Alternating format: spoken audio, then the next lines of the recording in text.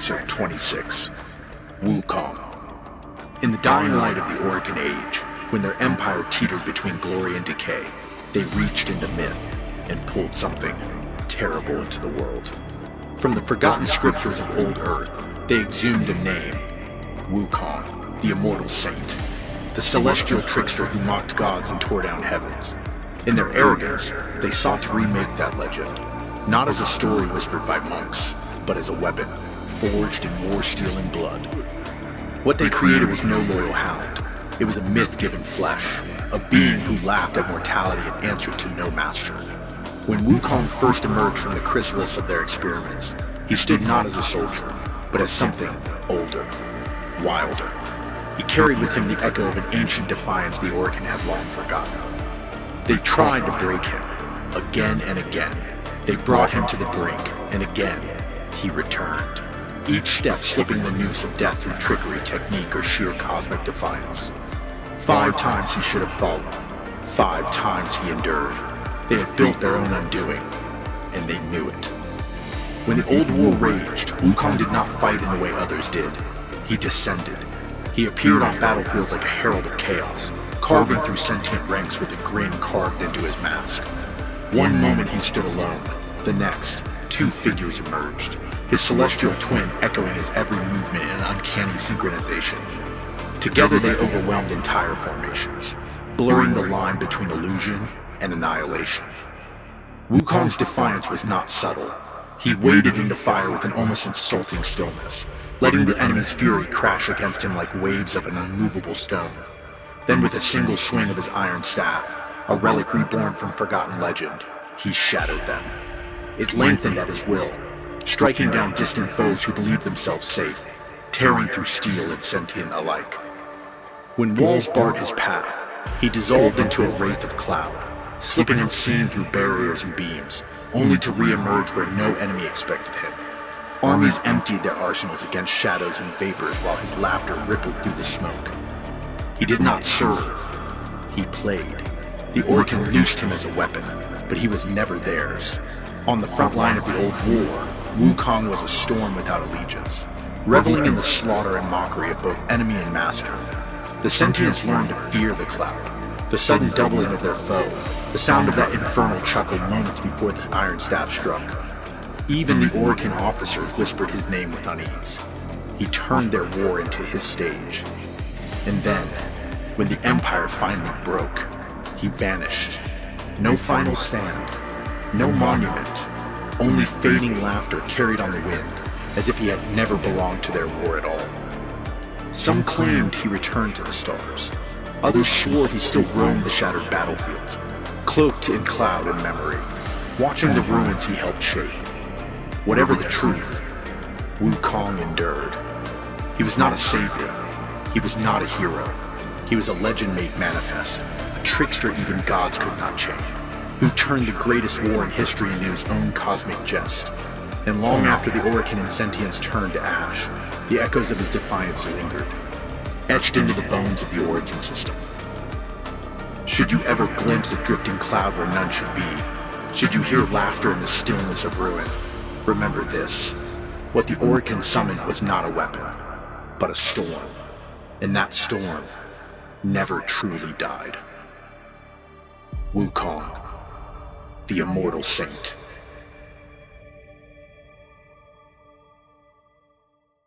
Oh hey dreamers, fancy meeting you here.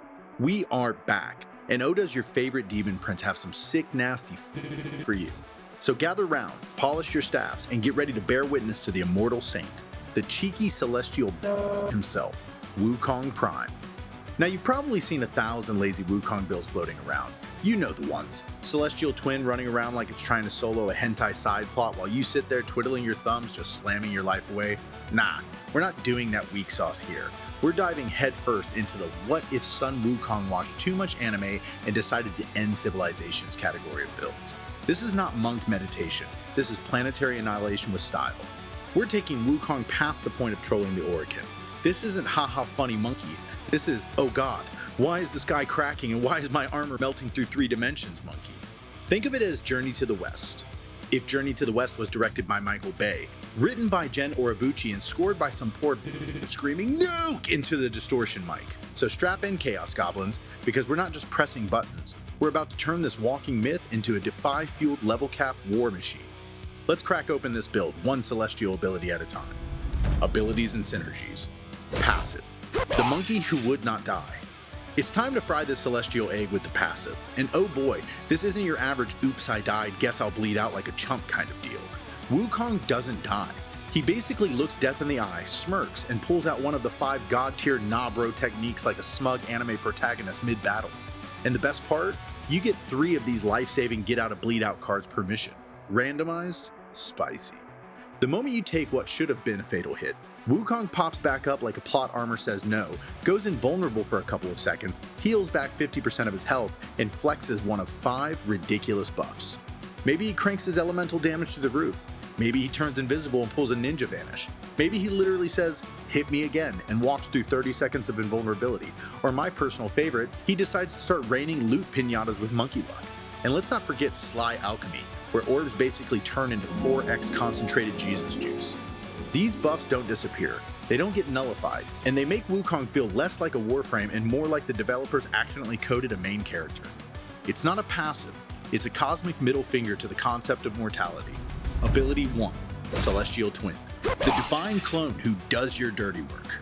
Alright dreamers, let's talk about Wukong's first ability, Celestial Twin, or as I like to call him, the divine little that does all the work while you look fabulous. For the low price of 38.75 energy, Wukong tears the soul in half like a drunk Mori Jin and spawns a fully armed, aggressively horny clone that mirrors his loadout, mods and all, except galvanized mods, so keep that in mind, and goes full John Wick on the nearest crowd.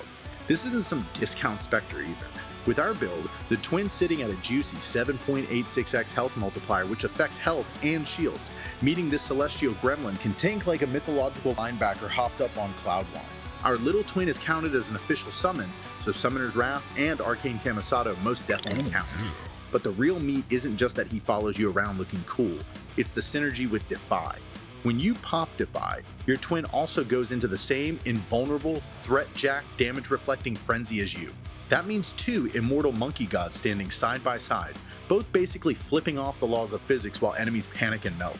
They might as well be the train conductor duel bosses from Pokemon Black and White because you're going to be tag teaming enemies harder than those 2 dudes on Mia Khalifa on her last video debut. Too much? He'll use melee if you're packing guns, guns if you're swinging melee, and if everything runs dry, he'll scrounge for ammo like a feral child at a Chinese buffet. You can even mark targets and watch him teleport like a pissed off shonen side character to delete them with a 3x damage multiplier. He shares your mods, your weapons, your energy color aura. He even emotes with you. That's right, you can handshake your own twin mid-massacre. That's how disrespectful this ability is. In essence, Celestial Twin isn't just a clone, he's your partner in crime, your mirror image, and when combined with Defy, he turns the battlefield into a 2-man mythological extinction event. Ability 2, Cloudwalker. Ride the Nimbus, break the game.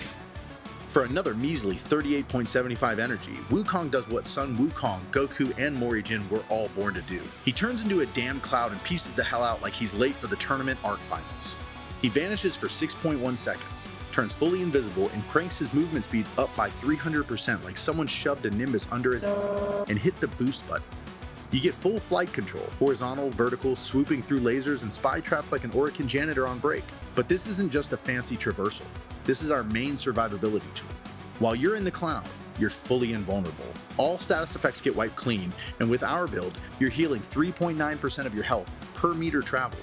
That means, while everyone else is panicking over toxin procs and slash bleeds, you're just gliding through the room like, nah fam, I'm good.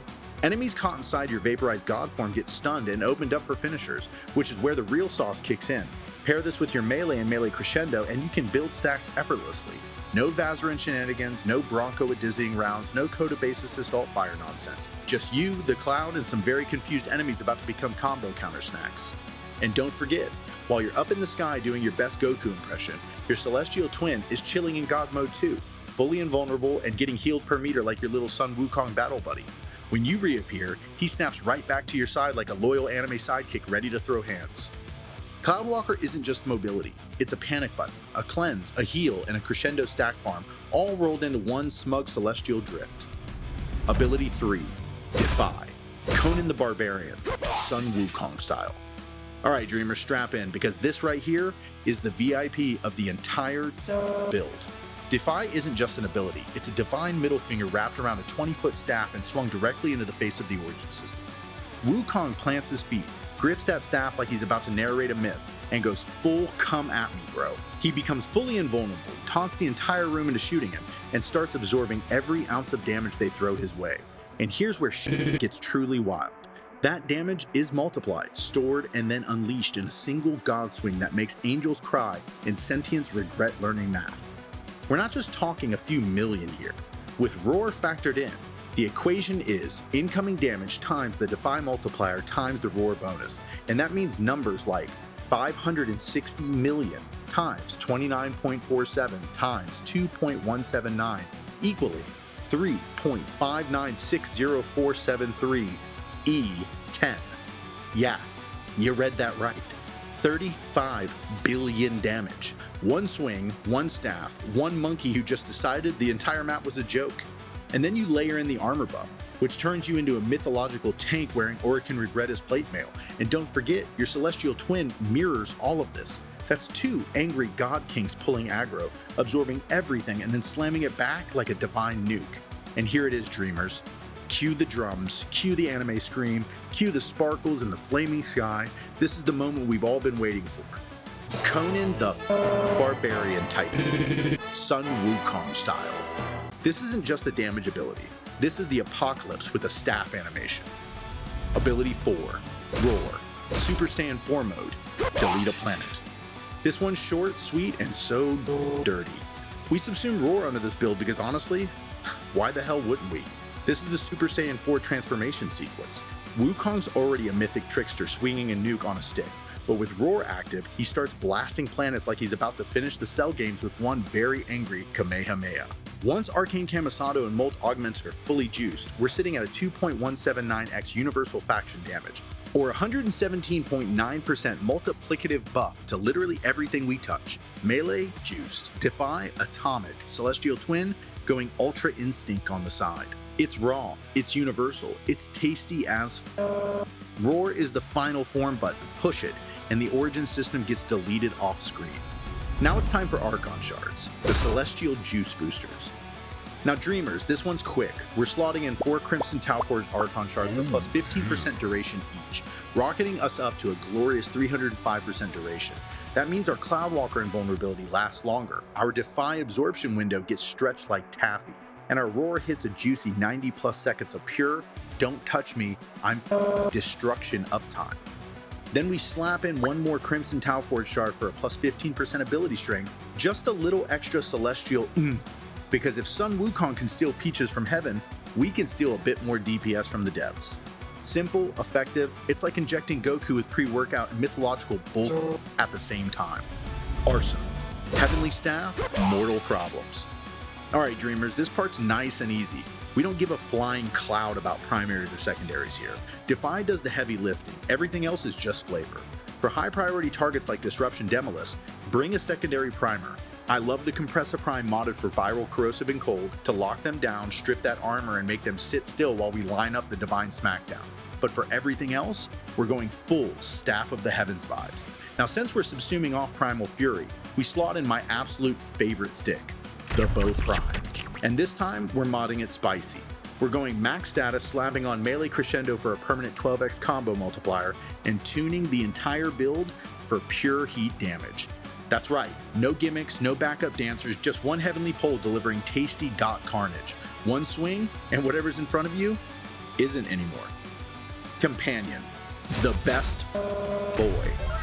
Now you already know dreamers, there's no debate, no alternatives, no maybe during a this, or maybe confirm that.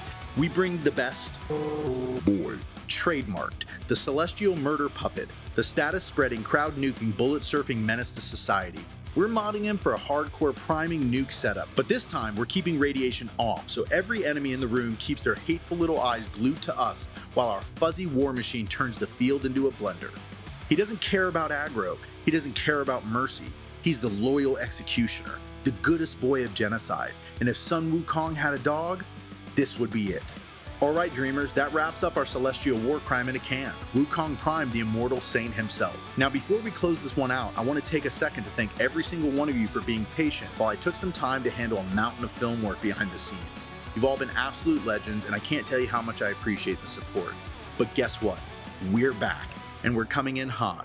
I've got a stack of videos lined up for this week, builds, showcases, lore drops, the whole shebang. So buckle up, because we're going to be tearing through the Origin system like Sun Wukong through Heaven's Pantry. Now with that said, I'm the Demon Prince, and I'll see you in the Void, dreamers.